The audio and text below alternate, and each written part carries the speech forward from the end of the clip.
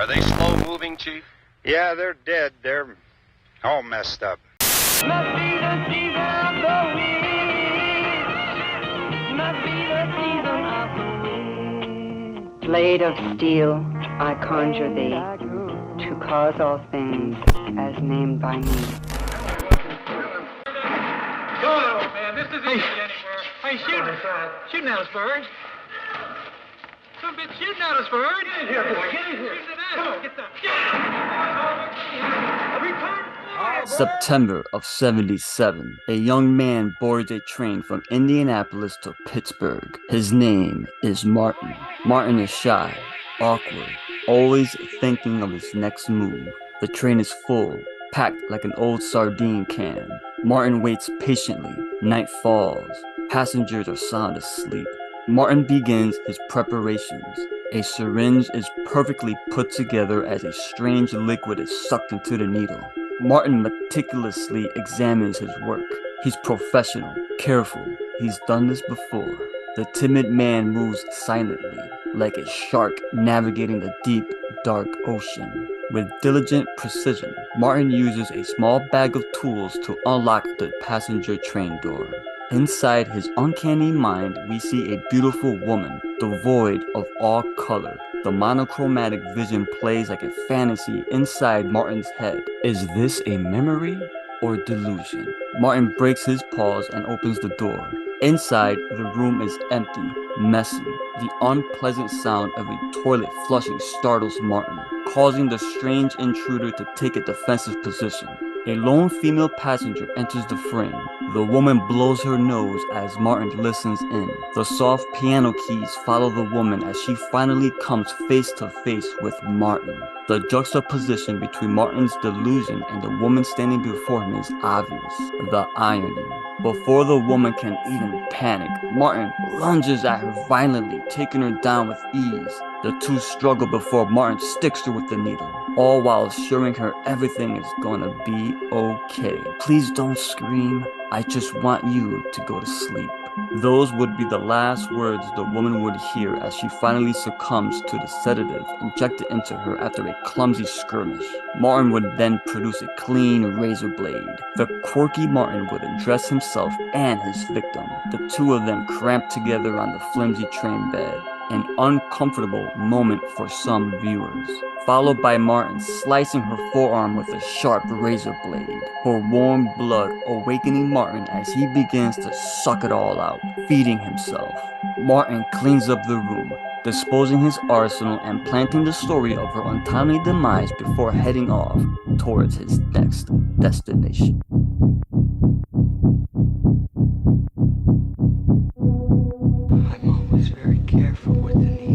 George A. Romero's tale of the classic boy next door, who just may or may not be a living vampire. Martin claims to be much older than he looks. His world visions of deadly vampiric romances and angry torch-wielding mobs may also be delusions. What if Martin is who he claims to be?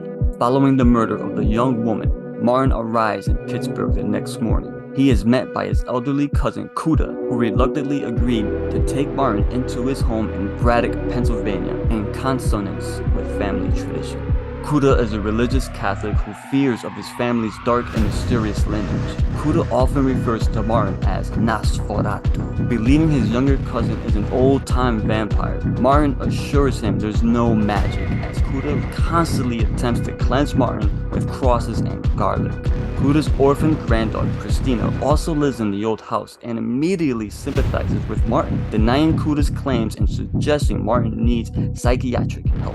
Kuda gets Martin some work doing deliveries for his butcher shop, but warns Martin with grave intentions not to murder anyone in Braddock. Martin, feeling isolated and lonely, converses regularly with a local disc jockey who labels him the Count. Back at work, Martin meets Abby Santini, a lonely and depressed housewife who is quite fond of young Martin. After offering Martin some handiwork, Abby places her hand on Martin, subtly attempting to seduce him. Martin panics and quickly flees the scene. Out of desperation, Martin sneaks off to Pittsburgh and targets a woman at a local grocery store that's loaded with degenerates. Are we sure this isn't Bridgeport, Connecticut? Like a hawk stalking its prey, Martin anxiously prepares for his next kill. Martin believes the woman is alone after spying her husband leaving for work. Martin moves in for the longing taste of warm, fresh blood. Martin dons his black murder outfit and it's off to the races. After acquiring a universal remote for the couple's garage door, yeah, you cannot do that shit today, Martin carefully enters the home and his plan goes to shit once he finds the wife in bed with a different man. Aww shit. The cat and mouse games now begin as Martin sticks the man with the syringe before escaping into another room in the house. The housewife is delirious with fear of calling the police. Martin fucks with the rotary phone so no one can call out. The mystery man gets stabbed a second time by yet another syringe. This time, he collapses on the floor before getting dragged out of the house by Martin. Martin decides to kill the man instead and feed on his blood. After disposing of the body deep in the cold ground, Martin drugs the woman and leaves her asleep. Back home in Braddock, Martin continues to struggle. Martin finally has sexual intercourse for the first time with Miss Santini.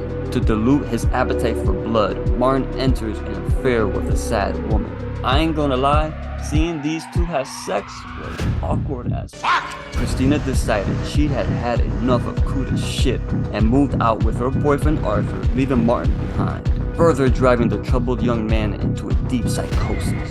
Fearing withdrawal symptoms, Martin becomes careless and hits the city to feed. Martin, jittery and sloppy, scuffles with two hobos for their blood and accidentally escalates a violent firefight between the police and derelict drug dealers. Barely escaping, Martin heads home. Soon after, he visits Miss Santini in her home, only to discover her dead body soaking in a bath of her own blood. Martin is distraught over his friend's suicide, one of the few people to actually connect with him. Meanwhile, the radio disc jockey attempts to have Martin open up about who he really is and admits to Martin of his sudden popularity with his listeners. After taking a stroll around the city and participating in some random parade, Martin awakens the next morning with cousin Kuda standing over him, berating him about his warning not to kill anyone in his town. Kuda blames Martin for Miss Santini's death and drives a wooden stake directly into Martin's heart, killing him violently. The background radio chatter has callers inquiring about the Count's whereabouts, while Kuda is seen burying Martin and placing a small crucifix on top of the grave. What's fascinating is we don't know if Martin was what he said he was, a living vampire, not that Hollywood shit. This was George Romero's favorite film. Everything about this cult classic has Romero written all over. Appearances from Christine Romero, Tom Savini, Richard P. Rubenstein, and even Michael Gornick as the disc jockey will make any George fan feel right at home. George Romero himself cameos in my absolute favorite role of his as Father Howard. Even the actual house Martin was filmed in belonged to longtime collaborator Tony Bubba's grandmother. The furniture and everything in this house looked authentic because it really was. The 70s religious aesthetic perfectly captured on film for free. In fact, even the parade scene was an actual parade that just happened to be passing through while filming. Guerrilla filmmaking at its finest. And this is why I love Martin so much. It just feels real, because it is. John Ample's realistic portrayal of Martin will stick with you for the rest of your life. Martin can be the boy next door. Just be careful who you invite in. Thank you for coming down to another episode of Horror Fiend Drive-In Theater. Please leave a like on your way out. And if you enjoyed this video, please subscribe to the channel for more horror content just like this. I'm Ricky Grimes. Come back for the next one. Stay scared.